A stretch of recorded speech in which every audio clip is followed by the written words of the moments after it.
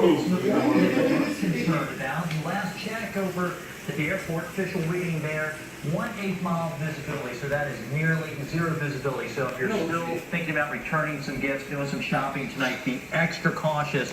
Fog is a big concern for us. 56 in Atlanta. Again, that's our low. Our high today, 61 degrees. That occurred just after midnight, so the temperature is very slowly drifting downward during the day.